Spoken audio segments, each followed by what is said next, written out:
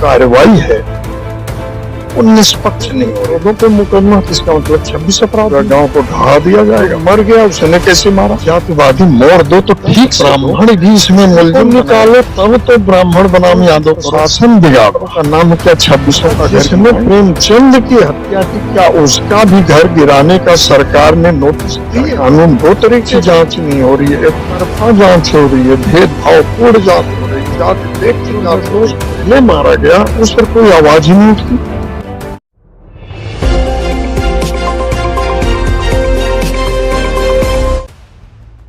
नमस्कार, आप देख रहे हैं भारत मीडिया। इसमें बलिया जिला के बेलथौर तहसील में मौजूद और हम लोगों के लिए एक सौभाग्य की सुप्रीम कोर्ट के जाने माने वकील दान बहादुर यादव जी का आज आगमन हुआ है। बेलथौर रोड तहसील में वो आए हैं किसी अपने काम से, तो हम लोगों ने उनसे जो है सोचा कि थोड़ी उनसे बातचीत कर ली जाए, क्योंकि पूरे देश की निगाहें अगर कहीं टिकी हुई है तो सुप्रीम कोर्ट पर। सुप्रीम कोर्ट से ही लोगों को उम्मीद जुड़ी है कि कहीं से अगर न्याय नहीं होगा, छोटी अदालत से न्याय नहीं मिलेगा, हाई कोर्ट से न्याय मिलेगा, तो सुप्रीम कोर्ट जरूर हमें जो है न्याय देगा। तो ऐसे में जबकि उत्तर प्रदेश के देवरिया में एक बहुत ही विभत्स घटना जो है, बड़ी घटना, बड़ा नरसंहार कहा जाए हुआ, जिसकी चर्चाएं पूरे जो है देश में हैं, और जिस तरह से उस घटना को एक तरफा जो है मोड़ दिया जा रहा है, उन सब विषयों पर भी बात करेंगे आज वकील साहब से, और समझेंगे कि अगर किसी भी जो गरीब तबके के लोग हैं जो कि छोटे न्यायालय में भी वो नहीं जा पाते हैं, तो हाई कोर्ट और सुप्रीम कोर्ट का दरवाजा कैसे खटखटाएं है। सर जो है भारत मीडिया में आपका स्वागत है, और आप सबसे पहले परिचय दें। मैं Dan Bahadur Yadav advocate, supreme court Delhi में प्रैक्टिस करता हूँ।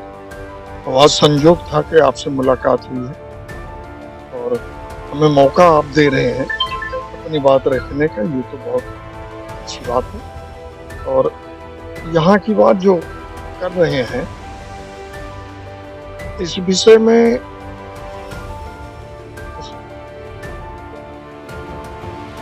में मैं ये कहना चाहता हूँ कि देवरिया में जो घटना हुई बहुत ही दुखद है, देश के लिए, समाज के लिए, सामाजिक सौहार्द के लिए। लेकिन इस घटना में दुख इस बात का कि जो कार्रवाई है वो निष्पक्ष नहीं हो रही। अब मैं निष्पक्ष यूं नहीं कह रहा हूं, मैं जो कार्रवाई हो रही उसी के आधार पर कह रहा हूं। एक तरफ से 26 लोगों पर मुकदमे दर्ज किए गए और एक तरफ कह रहे हैं कि प्रेमचंद यादव जी का मकान गिराया जाए। मैं तो ये कहता हूं कि अगर 26 लोगों पे मुकदमा, किसका मतलब 26 अपराध हुए हैं, तो क्या पूरा गांव को ढहा दिया जाएगा? एक बात है। और फिर अकेले उनका घर क्यों गिराओगे जो पहले ही मार दिया गया? अब मैं उस प्रशासन से पूछना चाहता हूँ और आपसे भी पूछना चाहता हूँ, जो मर गया उसने कैसे मारा?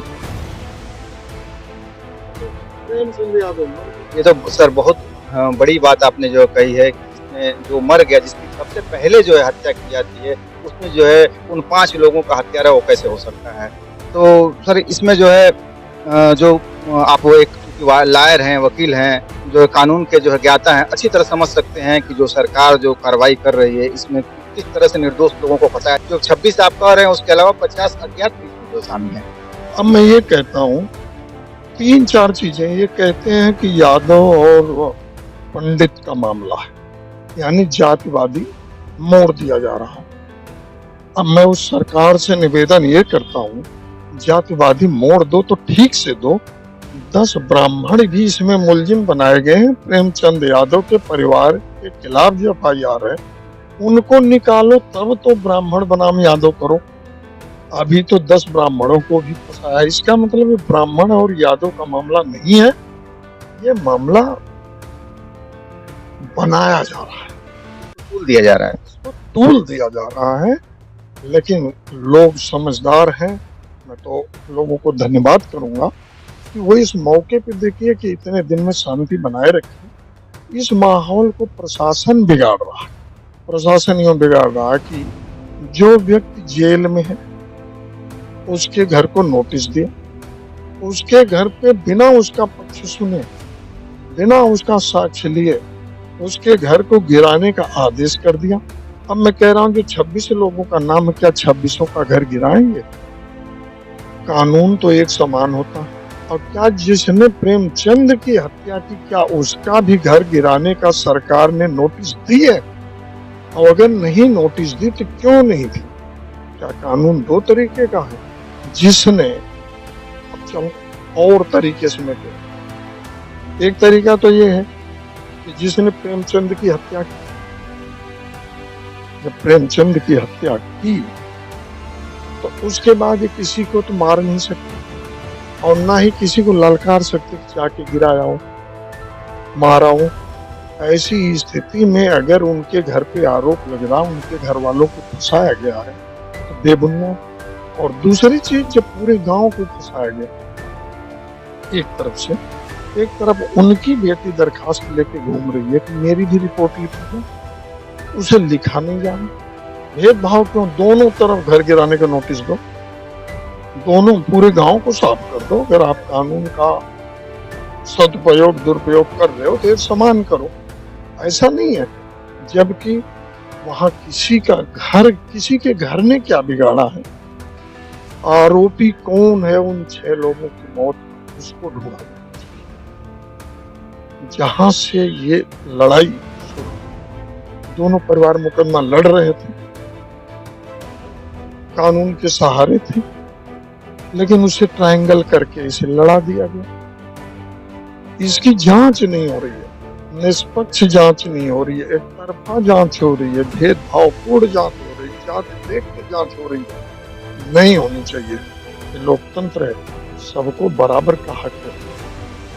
सबसे बड़ा गुनाह वो है कि अगर ये एक मौत नहीं होती तो जन आक्रोश में 5 और मौतें नहीं होती।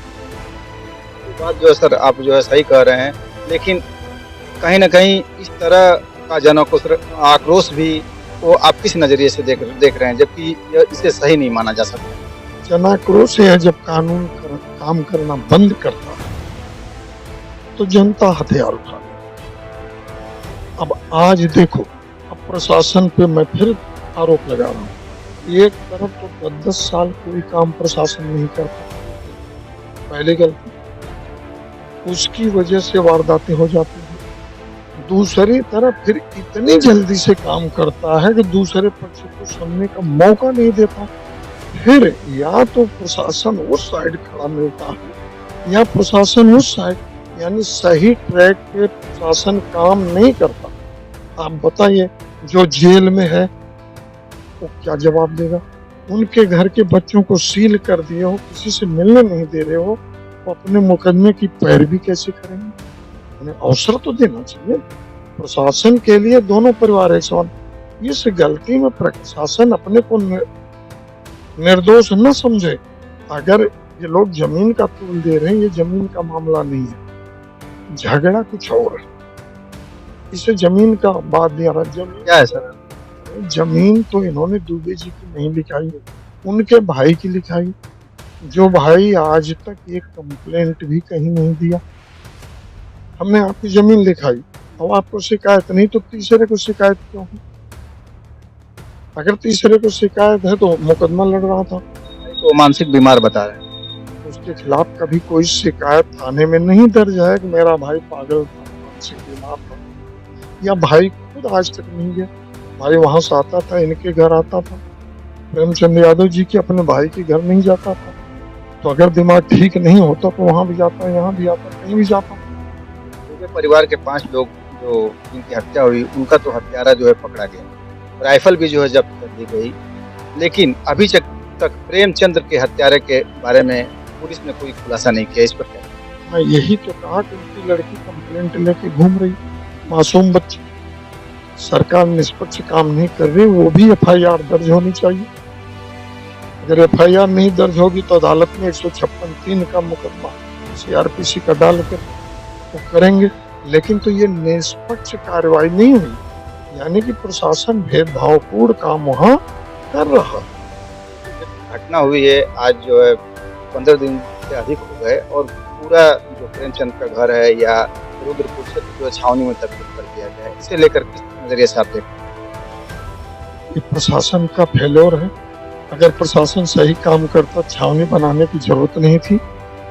ये जन आक्रोश था सरकार की नीति की। जनता अभी भी डर है सरकार को कहीं जन आक्रोश जो है और भी भड़क सकता है वहां से। देखो, जब गलती करेंगे तो जन आक्रोश तो भड़केगा।